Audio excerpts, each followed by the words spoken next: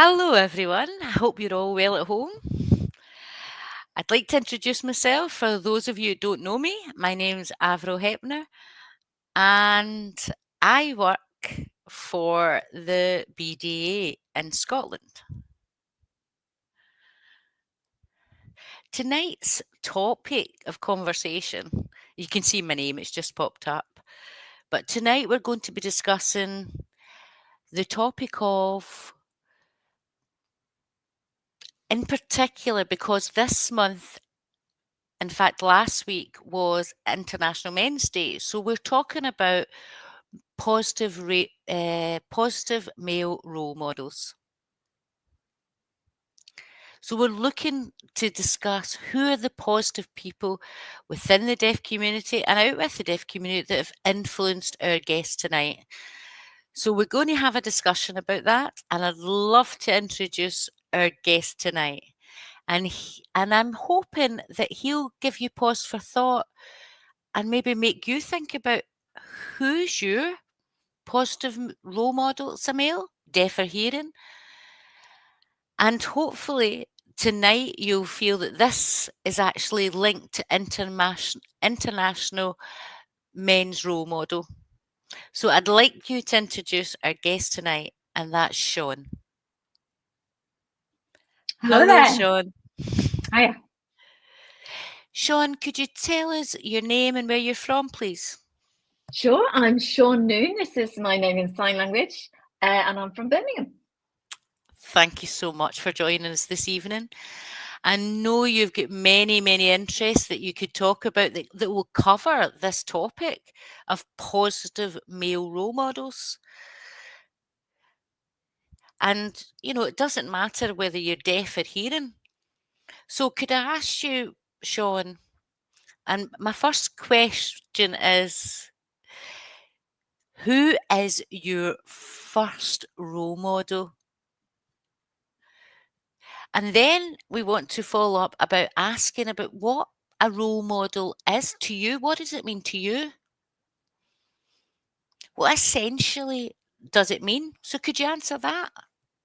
Sure, a role model can be a man or a woman. It's just someone you look up to and someone who inspires you, or you want to be like them, because of their achievements, or because of their job, or their personal life, or because they're a volunteer, or because it's someone you meet at the deaf club.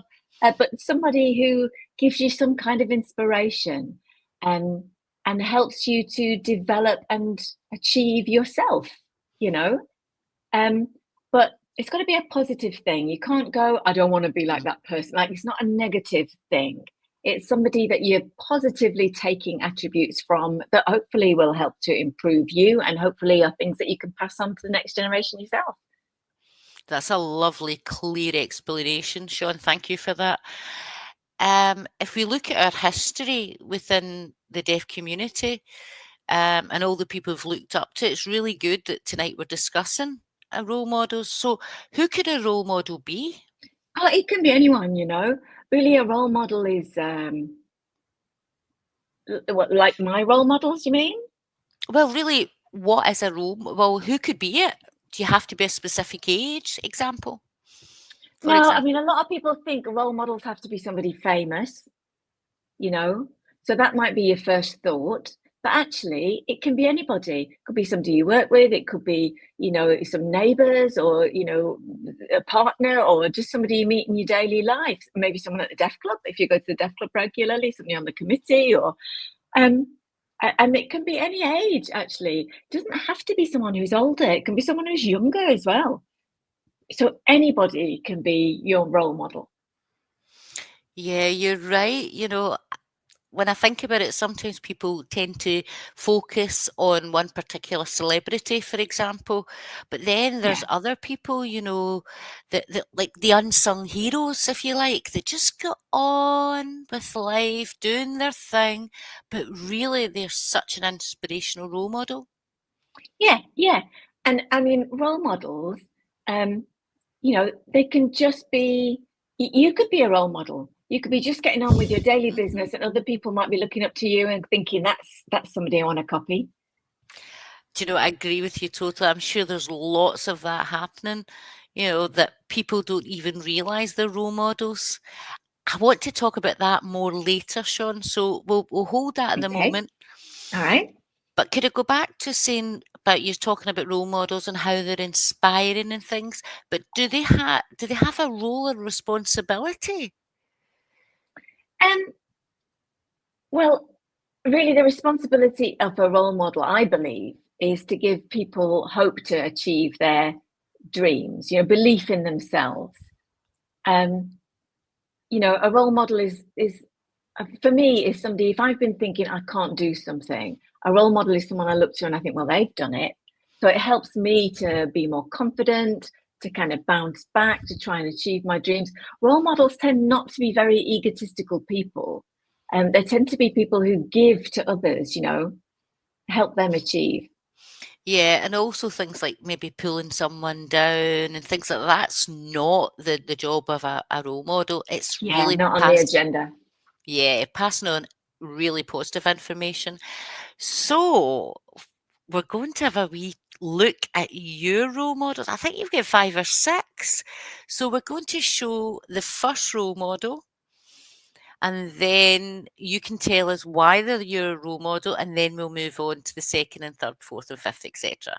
So this is your first role model. For people at home, this is Rowan Atkinson.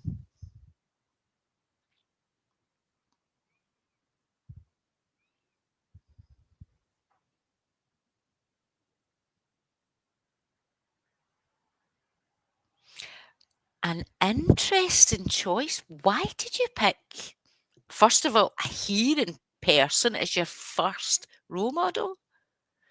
So that's Rowan Atkinson. And, a lot of people will know him as Mr. Bean. That's his favorite character. So it's just, an amazing character.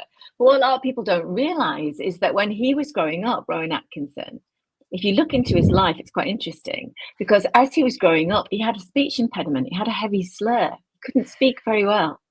Okay. And people looked at him and said, oh, you're not going to go far. And they saw him as a failure. And they told him all the time he couldn't do things. And he just, got this internal drive to kind of burst through these barriers. And look where he's at now. I mean, he's absolutely crazy famous, Mr. Bean, and he's been in all sorts of films and all sorts of things. And I think I take something from that. If for our experience as deaf people, that we come across barriers and people say to us, you can't do that, you can't do this. And I think of Rowan Atkinson when that happens to me. And I think, well, that's what people said to him. So he's a really valuable role model for me. And he helps me get beyond that kind of those barriers. That was amazing. I did not know that information. But again, you're right. I can remember growing up, and part of deaf people's normal childhood is being told they can't. So that positivity must help. Absolutely. I mean, I'm a fluent sign language user, and a lot of people like us were told, "Oh no, you're not going to go far because of sign language. You don't speak well. If you're relying on sign language, no, no, no, that's not going to work." And it felt like all the doors were being closed, didn't it? And I look to Rowan Atkinson, and I think there's always a way around. There's always a way around those doors. There's always Mhm. another way. And I think, whether you're hearing children, deaf children, um, I think you need to be shown that there are ways to achieve. And obviously you can't expect, that to happen overnight. There's a bit of hard grind involved, in finding that way around and working towards it. But if he can do it, and he was told that he couldn't, and he still found a way, then I can too. I mean, have you watched all of his programs, Sean? Oh, I love him. I love him. Yeah, yeah. Have you ever met him? Oh, I wish. I haven't yet, but I would absolutely love to. I'd love to meet him one day. Maybe one of our viewers tonight might be watching and maybe know him and send a contact to him. You'll never know. You never know. You never know. You don't see him much in sort of Well, actually, when you think about when he was doing his silent stuff, I wonder if that was to do with his speech. Well, I think he speaks well now. I mean, I think he had lots of therapy, but you know, he had to work to achieve that, just like a lot of deaf people do. And you see his films, and you think they're so visual, aren't they? You know, like Mr. Yeah. Bean in particular is so visual, body language, facial expressions, and I think that comes from his experience. The first time you saw him, Sean, how was it? Oh, Mr. Bean. Oh, of I course. remember the first thing I saw was Mr. Bean. So I remember him from, I mean, there's a television program in the first one when he's walking towards the shop and there's a bridge and there's people dancing. I don't know if you viewers will remember that. But from that moment on, I was absolutely sold on him. I was completely drawn in, and you know, I think he kind of coloured my youth because I was obsessed with watching Mr. Bean. My parents would be driven mad, you know. If there was anything Mr. Bean related going on, I'd want to go and have a look. You know, want to go to the cinema, and yeah, no, I was obsessed with him. He's great. Oh, that's fantastic, Sean. So you've got your first role model, and that's about breaking that kind of glass ceiling. Yeah, Your breaking second, through. Yeah. your second role model, who's that? Let's have a look.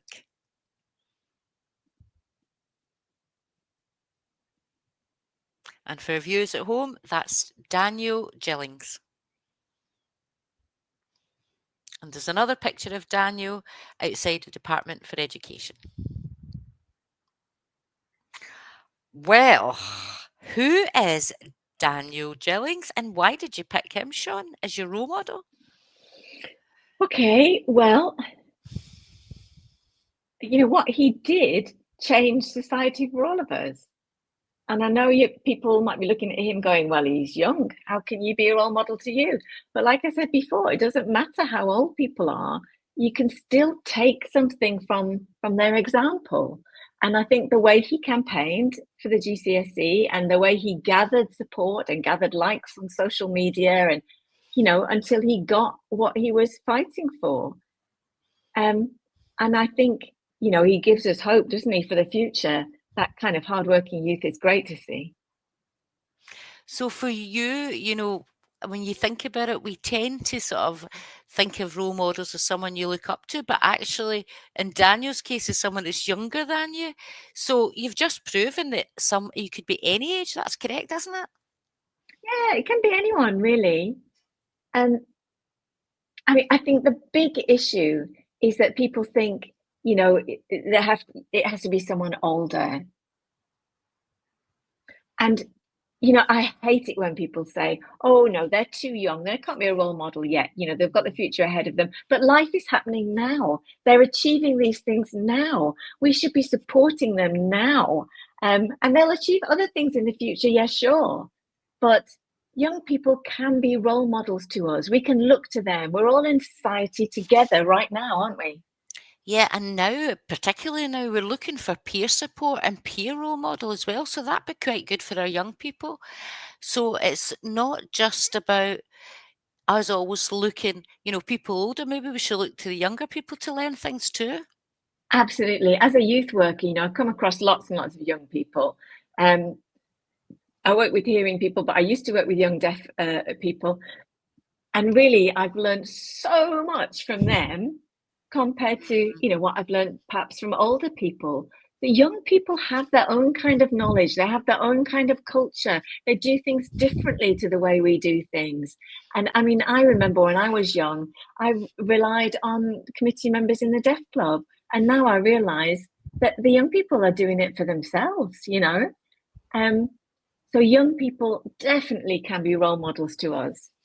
I really hope Daniel's watching tonight or someone else is watching and can pass on about how inspirational he has been to someone who's older than him and that we Totally. recognise his passion and that he's been doing things for the future of our community. Absolutely. And I think without him, would we have got sign language on the curriculum in schools? I don't know. Big Yeah. question mark there, isn't it?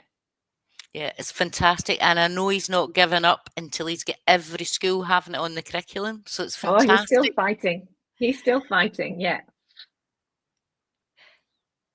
Yeah. And it's also good for, mothers out there to actually see young deaf people being an inspiration. That's good for them, for their children too. Yeah, that's right. I've got a comment that's come in, and I think it's actually perfect for what we're talking about. So the question will just come up. It's the bottom of our screen, and it's from Deirdre Maguire. And Deirdre's making the point that your point originally, Sean, was excellent, and that too many young people overlooked, and this can affect their mental health in the long run. What do you think? Couldn't agree more. 100% agree with that. I think, you know, that sense of belonging to the deaf community is really important to share with young people as well, because, you know, they're part of our lives, we're part of their lives. And I think, it took me a long time to realize that young people can be a role model for me. It's not just about kind of taking from them, it's not just copying from them or taking something from them. This is a two-way relationship. You support them, you praise them, they give something to you, you give something back to them, and that helps you both achieve much more. So it's, positive. Definitely. Yeah, that was amazing, Sean. So now we're going to look at your next role model, our third one. And this is a picture of a wrestler, Alan Kilby. And another picture of Alan Kilby and Sean when he was young.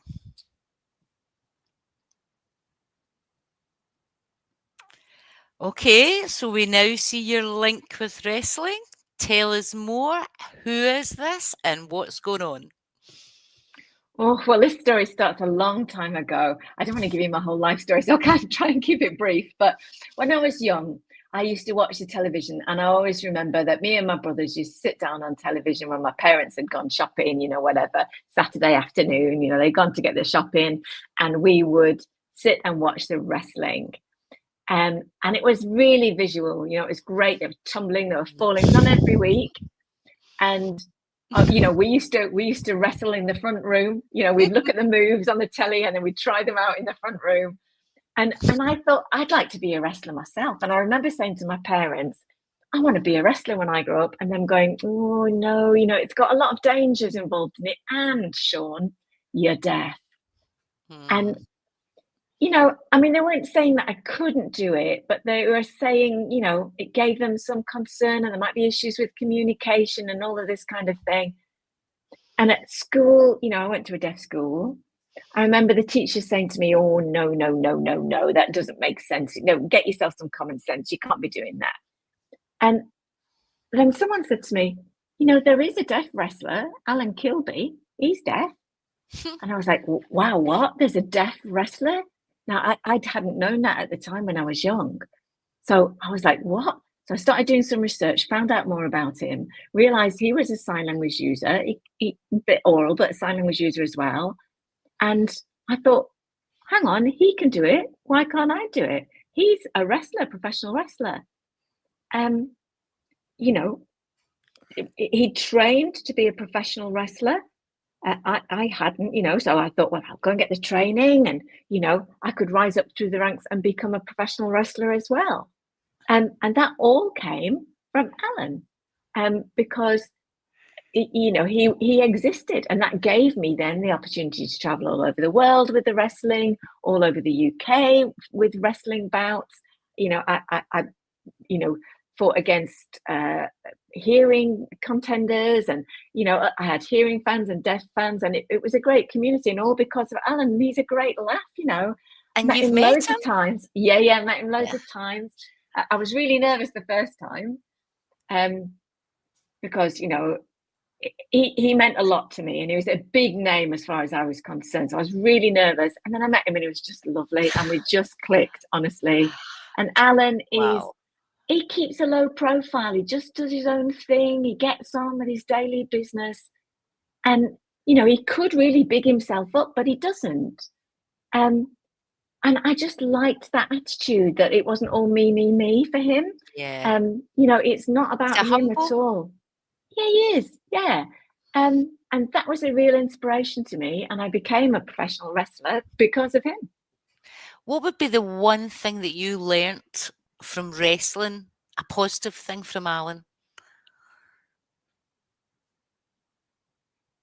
Oh, that hearing and deaf are equal. Hearing and deaf people are equal because you go to a wrestling match and it would be in a hearing environment, you know, for him as well as for me, you know. But in that environment, you're not a deaf wrestler, you're a wrestler. Yeah. And the deafness doesn't come into it, you know. And he would just say, Alan would just say, you're a wrestler. And I thought, yeah, why do we always say deaf wrestler? Yeah. You know, am I asking for people to treat me differently in a way? Do you know what I mean? So I'm just a wrestler. I'm a wrestler who happens to be deaf. And he gave me that. And I guess that's really what I learned from him. And again, I would say something similar to Rowan Atkinson, really, that, you know, there's a way around the hurdles, there's a way around the barriers. And, you know, if he can do it, I can do it. I'm absolutely sure Alan will feel so proud, and what a fantastic wrestler. I can remember Blackpool, the Blackpool Tower, there was lots of wrestling. I remember that when I was young. It was Yeah, fantastic. yeah. Yeah, that's You right. know, oh, it was in the Sunday. Remember you used to watch on TV Big Daddy and Giant Yeah, Haystacks? giant haystacks. Yeah. Yeah. Oh, I was enthralled. I've got photographs of me hanging on to Big Daddy. I just loved the wrestling growing up. But I'd never met a deaf wrestler, so I'm so thankful to you for sharing that. We've got another role model to share with our audience at home, and this is Paul Kirby, who's a referee, a football referee. And there's another photo of Paul with Sean in the background. Paul, tell us about him and tell him he's a referee. What's your correction? Why is he your role model?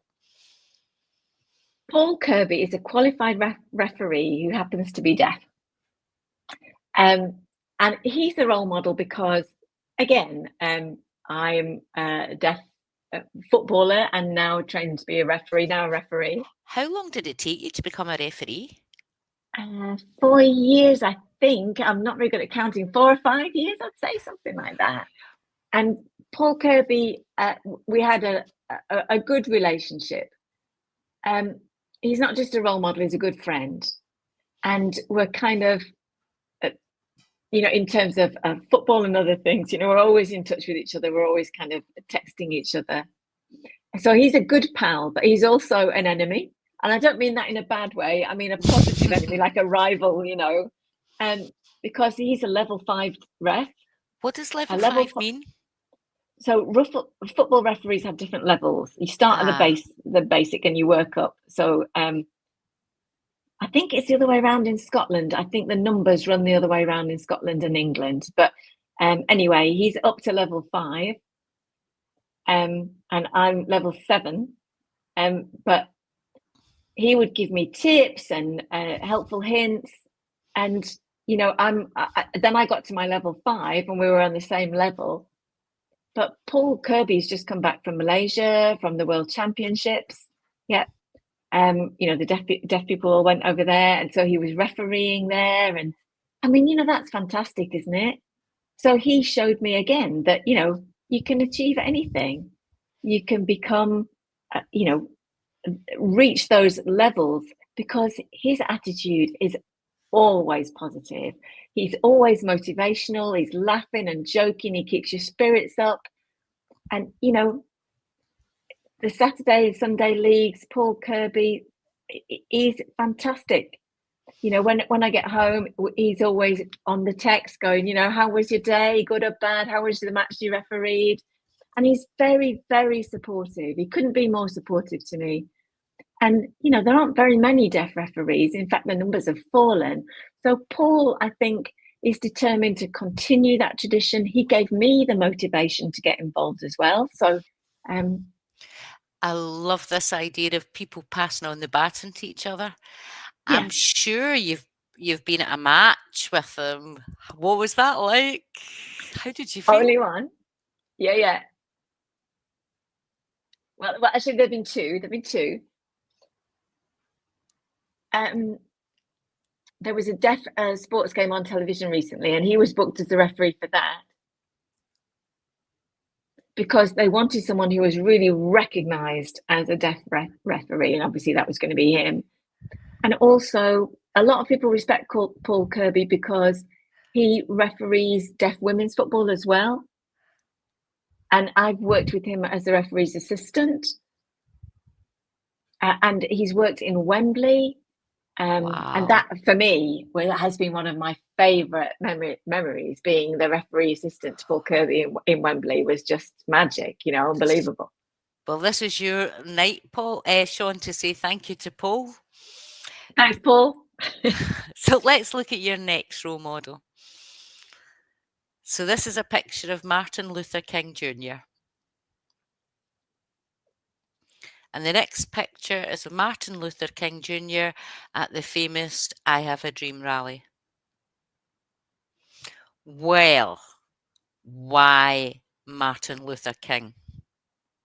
Oh, well, everybody knows the answer to that. I mean, Martin Luther King. He's just inspirational on so many levels. He believes in equality, fighting for equality in society.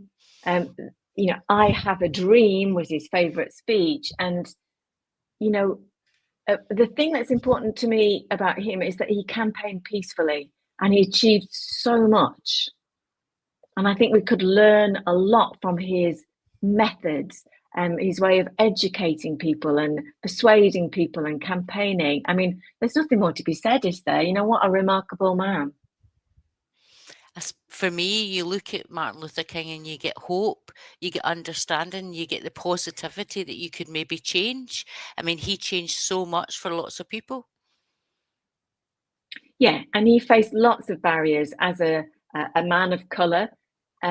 That was very difficult for him. And I think as deaf people, we face those barriers too, different sets of barriers, but barriers.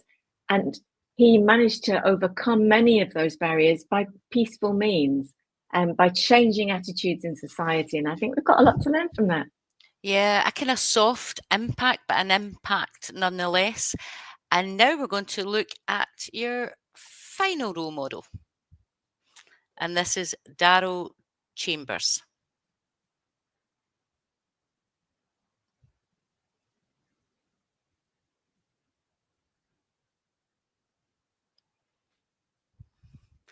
Now, I must confess, Sean, I don't know who Daryl is. Is he a local person to you? He's definitely an unsung hero, I'd say. He works mostly around Wolverhampton and now around the Black Country, the wider Black Country. He's a youth mentor. Oh, a mentor. Yeah. He's an advocate and a mentor for young people. He's a hearing guy. And he works in underprivileged areas, Sheffield, areas where there's a lot of violence, a lot of gang warfare, and he tries to help young people find pathways out of that. He's really successful. And as a youth worker, I look to him and I think, wow, he's amazing. If I follow his projects and his achievements, and he's phenomenal. And I think he has changed a lot of young lives, definitely. I mean, I would say that. And he's inspirational, really, and helps me to think about how I might change young people's lives and help them find pathways to the future. It's lovely to have someone like that. Have you met him? I haven't, because he's often around locally, kind of giving speeches and things, and there've been lots of times when I could have gone, but it's clashed with dates in my diary, and it's just never happened. But one day I'd love to sit down, have a cup of tea with him, talk to him about youth work, about the situation with young people at the moment, because we're both in the same neck of the woods, You might bump into him tomorrow. Who knows? Fingers crossed. Well, you never know. Thank you, Sean, for talking about all of your role models. It was lovely to see a mix of young and older people, deaf and hearing, and maybe this will inspire our audience at home to maybe think about who their role models are, who their positive male role models are. And the other thing to remember is that you don't have to be male to have a male role model. I'm female and I can remember, and I still have role models that are male growing up, and they're still very important to me. My family were very much involved in deaf football, so I can remember meeting all of these people. And you're absolutely right; it's so important. Again, thank you for sharing that sort of very personal part about role models. Could we move on to talk about within the deaf community? Why do you think it's important not to have maybe just one role model? Yeah, I think you should look to lots of different role models because everybody has their own skill, right?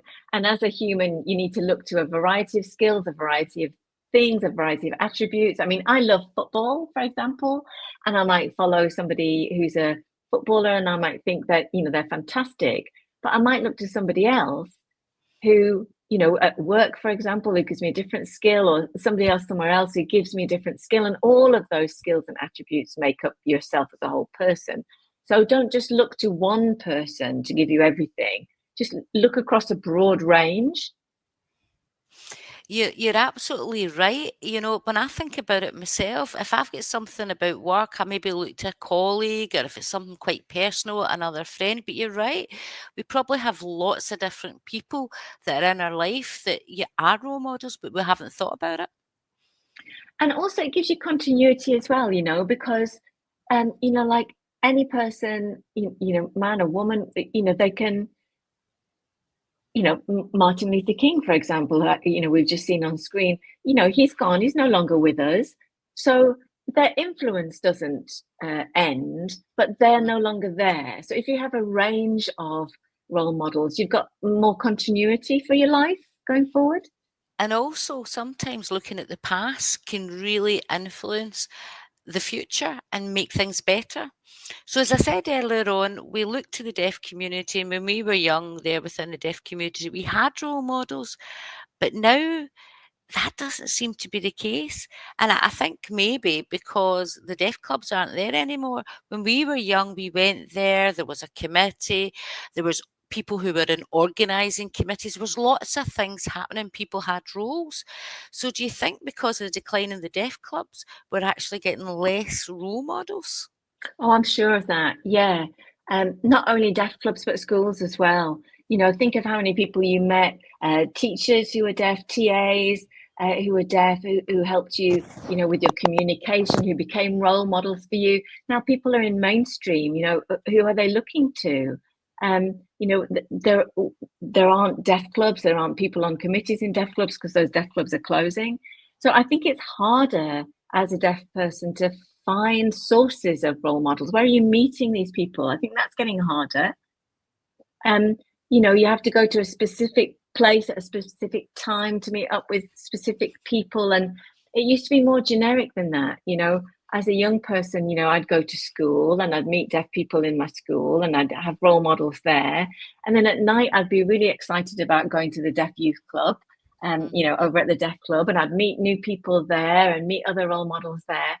But now, you go to school, you might be mainstreamed, you might be surrounded by hearing people, so there's nobody else like you around you. And then you go home and, well, where are your role models there? I think it's harder. I think young people are struggling to kind of find those sources of inspiration, and they're looking to social media, to Facebook, to Twitter, Instagram, whatever platform that is. And I'm not sure some of those influencers are providing the right kind of role models. Do you know what I mean? I think society's changed a bit in that way. Yeah, I mean, you think about it for us now, or for young people now, compared to our day, we didn't have social media and things like that. So that may be just the modern way. Yeah, and I'm not saying that you can't get role models from social media. You certainly can, but I'm not sure about the quality of that engagement. It's a different relationship, isn't it? It's a different way of doing it. Back in the old days, I know that was very valuable to me to be able to meet people and to see them and to see them develop and to see their achievements. I mean, in Birmingham, there used to be a deaf guy. He used to be involved in football. He'd come along to the deaf club. and real deaf grassroots guy, if I can put it like that. Would have a pint in the bar, chat to everybody, and the recent World Golf Championships in Australia just came forth. Amazing. I mean, from just being this guy playing football, he's now fourth in deaf World Golf Championships. So do you know what I mean? Anything is achievable. Life is a real journey. You don't have to stick in the lane that you're in. You can just change lanes. You can, change direction. All things are possible. Yeah, couldn't agree more. And when you think about the deaf clubs declining and people not getting to there, and there's young people out there, what do you think the solution is? Because we all need role models. So, we have a Deaf Roots and Pride project here in Scotland, and we often go to schools and we bring deaf role models. And the hope is that they inspire the young people so that they know, well, if they can do it, then I can dream high, I can dream big. Have you got any other solutions? I don't think it's an easy solution. You can't bring deaf clubs and deaf schools back, so it's tricky. It's a tricky situation. But I think we've mentioned sports, and I'm a firm believer that sports is, a real key to our community. It really brings people together. It's not just about sport, is it? I mean, the game finishes, everyone goes and chats about the match, and that's part of the sport too. So that time is really valuable. I think that time is really important. That's an opportunity for us to show support to each other, to show solidarity with each other. I don't think it should be a time for criticizing people or isolating people. I think we should be inclusive. And I think then young people will be able to see role models for their futures too. I couldn't agree more. I think you have to be positive. We shouldn't be negative and trying to diminish the achievements that people have made. It's not healthy, and a lot of the time, a lot of deaf role models are volunteers and they're trying their best to do as much as they can to support the younger generation and the older generation. And sometimes they don't get much thanks for it, and it's a shame. Yeah, absolutely. And I think about, cars. You think about a car, perfect analogy. You can't drive a car that hasn't got an engine. It's the engine that drives it forward. And I think that, as human beings, we need people. That's our engine, and if you neglect that, the engine kind of, falls into disrepair, and you get a breakdown, and your car doesn't move. So I think we need to look after each other, because that's us looking after our engine, our community engine. We need to meet each other face to face. We need to thank each other. We need to value each other. We need to praise each other. I'm not saying be sycophantic and go crazy, but just help each other be confident. It's the small things, isn't it? Just like, well, cheers for that and thanks, and let's move forward with this together. And I think that can be really inspirational, and it can really help the engine, give power to the engine. Yeah, I think it's time for every one of us to actually look within ourselves and remember who were the influential figures who got us here today and say thank you to them. And I think that's something that I'll be doing.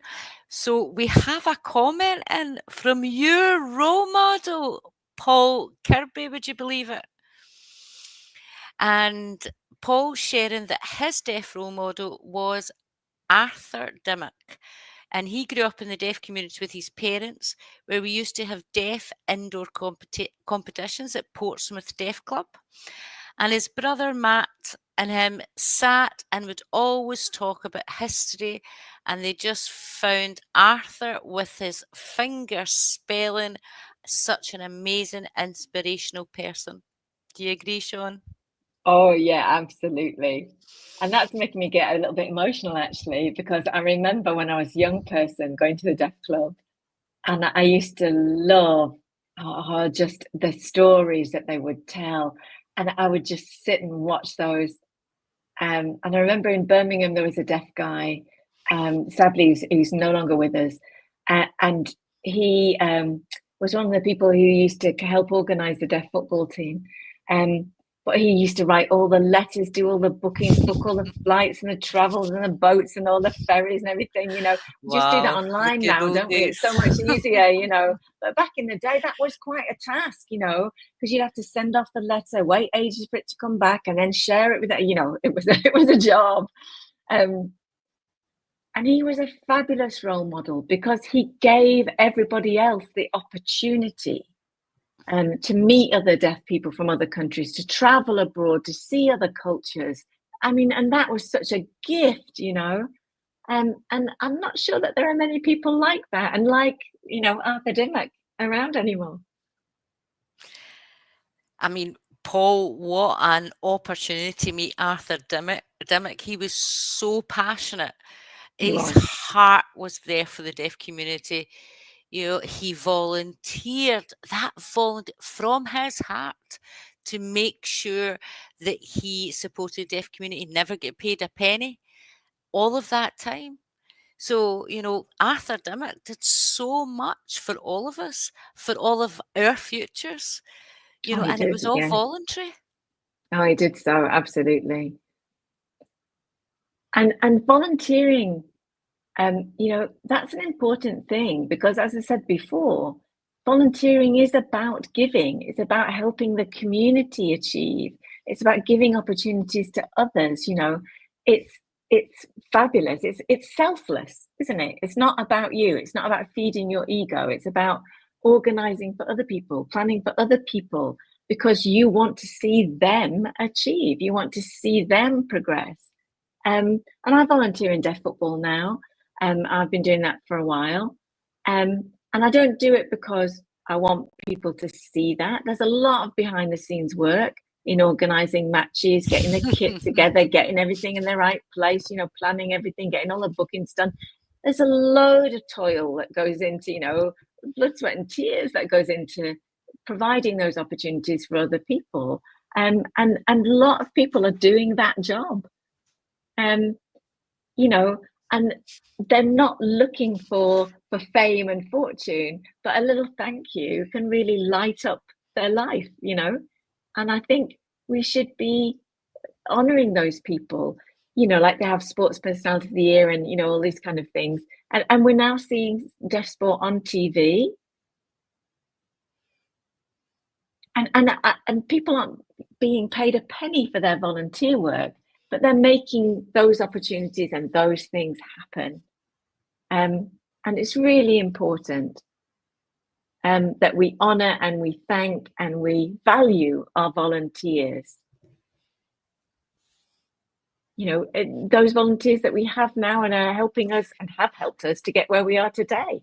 Yeah, I mean, volunteers have always been a huge part of the deaf community in achieving what we've been trying to achieve all this time. Now we've had Paul Kirby giving a comment, and he's got another one, a big long one for us tonight. So Paul's talking about a female role model, Catherine Switter, in the year of 1967.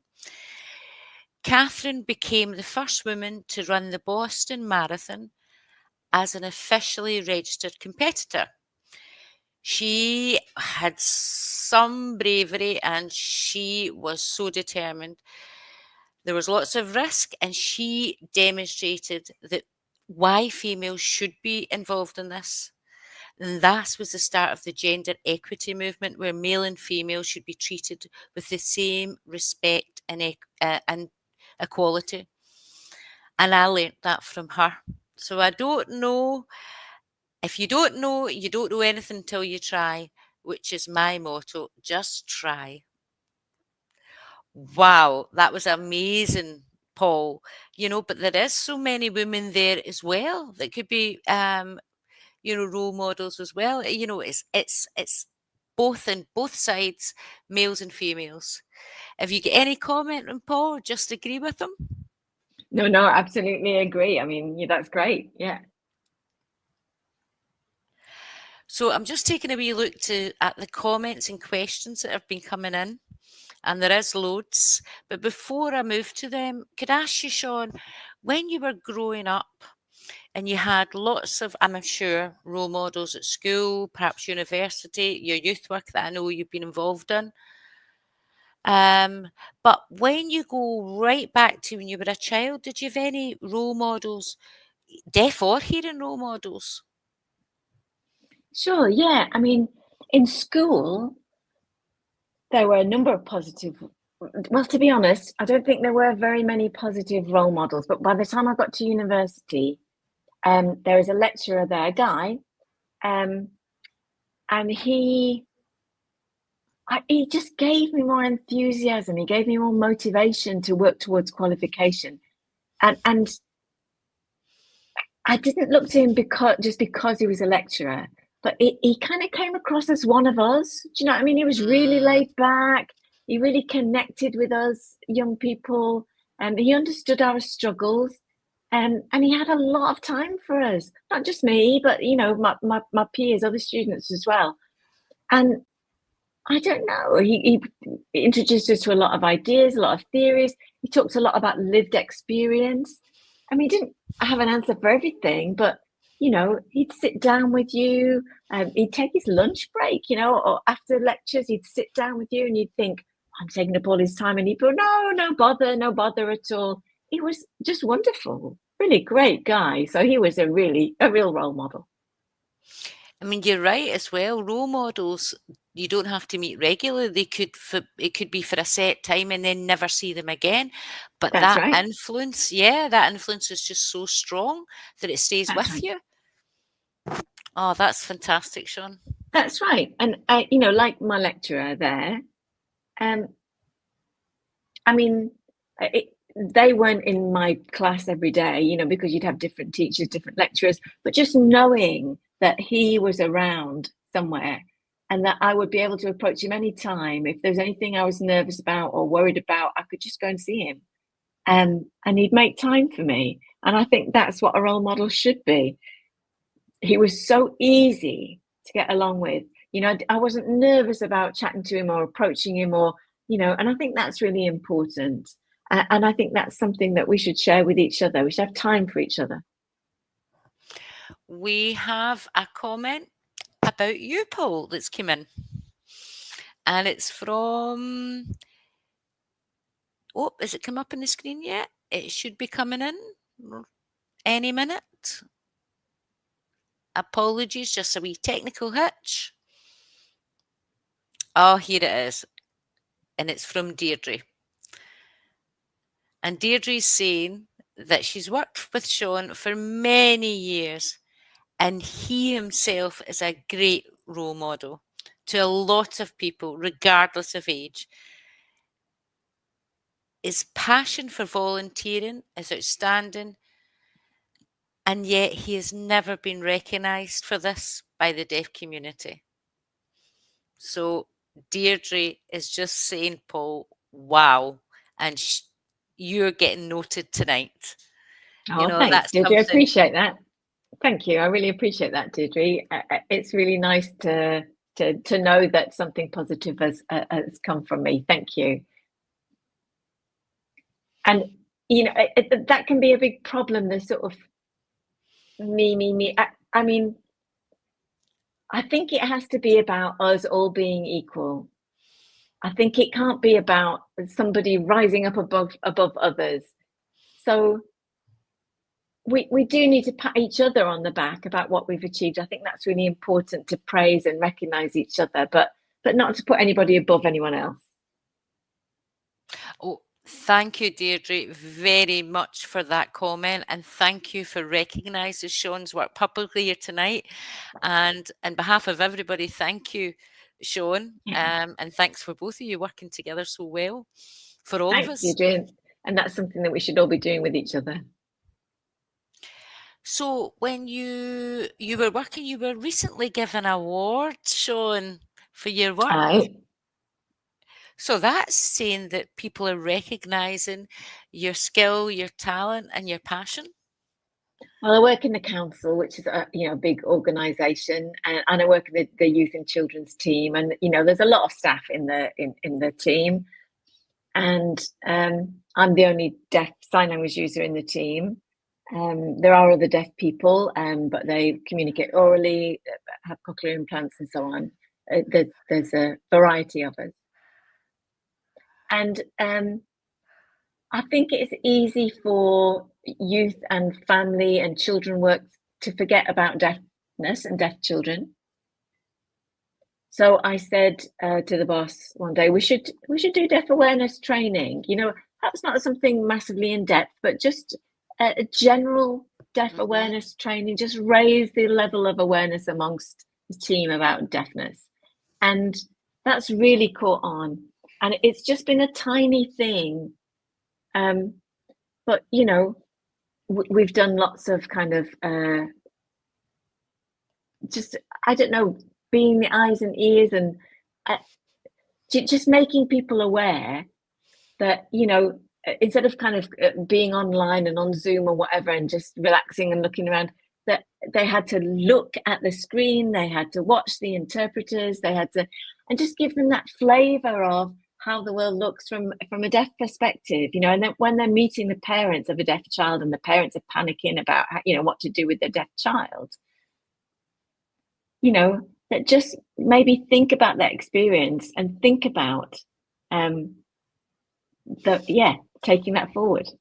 Well, you know, you have to continue work now and get more and more in words, Sean, but well done for that.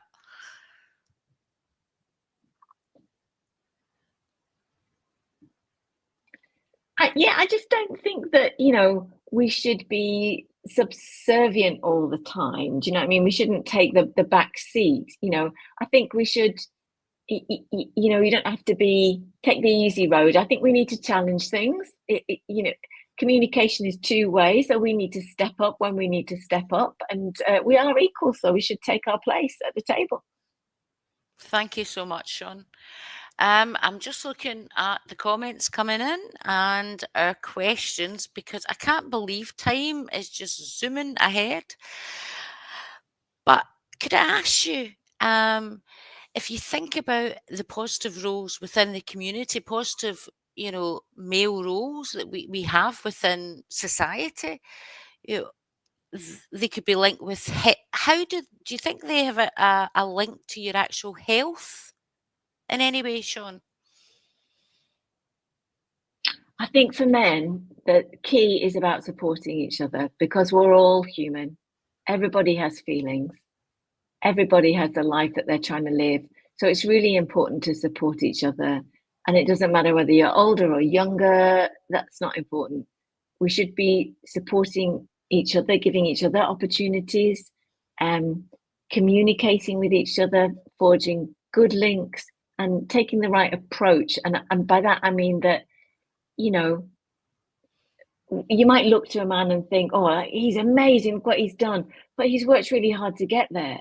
You know, so you're seeing the kind of shiny part of it. You're not seeing the hard work. So I think really, if you expect too much from a man, then that's not helpful. You know, it's kind of isolating for a man to be expected to be the leader. I think you shouldn't expect leaders. You should expect people to walk with you. Do you know what I mean? And I suppose if you have someone walking with you, they, I suppose, inevitably become a role model just with that journey. Exactly so. Yeah. So it's great that the support should be continued, but also that we take that support and pass it on again. I suppose a bit like teamwork as well. You know, when I think about at the time, sometimes there's a few things happening at the same time, and it's healthy to have you sort of your peers, you know, helping you, supporting you, and things like that. Yeah, and remember, you're the person you think of as a role model. They might be experiencing loneliness, you know, because if people look to them and put them on a pedestal too much, then nobody's talking to them. Do you know what I mean? You think that everyone's just getting on with things, and you might be patting this guy on the back and going, "Oh, you're great, you're a hero," but you know, maybe they've got no one to talk to. Everyone's human. Yeah, and I think it's important that once you've maybe say like for instance in deaf community, maybe you had a sort of sporting event and then afterwards had that social interaction. I felt it was important. What do you think? Yeah, I mean, my experiences with football, but I think it could be true of any sport, really, that we used to go along to the football and that was kind of me time, if you will, So you'd be working all week and you go home, maybe you've got a partner or you live on your own or whatever, you've got children, whatever your circumstance, you're still thinking about, working with them, working for them. And then you go to the footy match and there'd be a lot of men and they'd go along to football to kind of forget their problems for 90 minutes. They're not thinking about work, they're not thinking about home and supporting the family and whatever. You'd watch the match. And then, after that, it was normal that you'd go to the pub, you'd all sit round and you'd just chat. And that was a lot of man to man talk. Do you know what I mean? Man talk. Um, Men saying, "Oh, I've had the same experience of that," or "How did I get through that?" Hmm. And that provided a lot of role models to each other in the community, hints and tips and just insights, just a place where you could say man things to other men. um, and you could rely on that. It was amazing. It was really important, and I think that's something that has gone by the wayside a little bit. Yeah, I think you're so right, Sean. I think we've forgotten this, that we've forgotten that after something we need the debriefing, we need that chatting.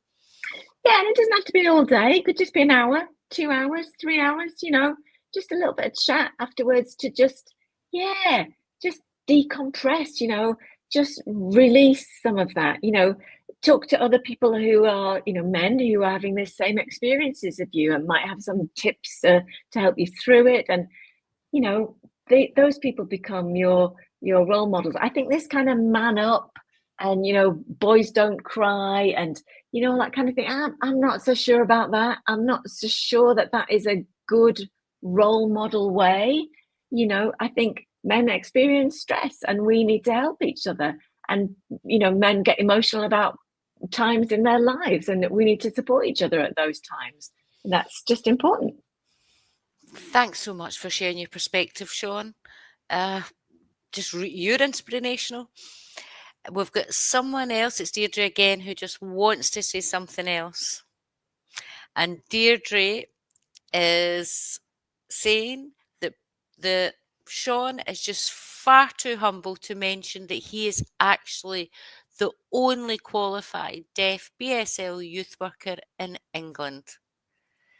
So, Sean, have you been trying to look for new youth worker recruits and pass that baton on? Well, thanks, Deirdre, first of all. Yeah, do you remember the FYD, Friends of Oh, Young I Deaf, which do. unfortunately is wound up now? But that's where a lot of young people looked to for role models, and that's not there anymore. I'd love to see FYD come back, because I think that was a forum for young people. It gave them hope. It gave them the opportunity to move into youth work if they wanted to do that. And I think it passed that baton on to a lot of young deaf people and people, they're retired now, the people who set that up and kind of gave us our inspiration, but it would be lovely to pass that on through that forum if that was possible. It'd be great. Thank you, Deirdre, for the comment, and thank you, Sean. It is nearly time. Our hour is nearly up. I'm just checking to make sure I've covered all the questions. So, in our final minute, Sean, I suppose it's over to you. Do you have any tips for our male members of the audience? Maybe some young boys out there. You want to, make sure and tell them that they have to continue and keep inspiring us within the community. Have you any tips or advice? So, deaf male role models, my advice would be to show the people that you value them, that you respect them, and it can just be something simple like thanks for helping me turn my life around, thank you, thanks, you've been a real inspiration, and that can mean an enormous amount to someone. to know that you've helped change someone's life or you've influenced someone, it can be an enormous thing. So value the person that you value. Show them that you value them. Oh, Sean, what a way to end the show. Oh, what else do you want to say? And you don't have to do that face to face. You could text someone, you could send them a card, old school style. You know what I mean? Just say thanks. Just any tiny little thing can make a big change, can have a big impact. Oh, thank you so much. What a lovely way to sort of end the show. And I really want to say to our viewers at home, have a look and think, who have been your role models? If they're still with us, send them a text, say thanks, and keep this. Let's pass it on. Let's pass on the appreciation. You know, this is the month to do it. We should be doing it every day, but let's start and just say to people, thank you so much. You've no idea how much you've helped me and in what way you influenced me. And for perhaps in the next 5 years, you'll be shocked when someone says to you, you're my role model. Well, on behalf of Who everyone here at knows? the BDA Scotland, I'd love to thank you, Sean, for being a fantastic role model yourself, for all your tips, for sharing your story. And I really hope our deaf community at home can work together and we can continue your positive journey. And I'd like to say thank you to everybody who's involved in changing the deaf community and supporting the deaf community in whatever way. All of those people, the unseen heroes, thanks to all of them. Wonderful, Sean. Thank you so much. And to everyone at home, thanks for watching. Bye then. Bye.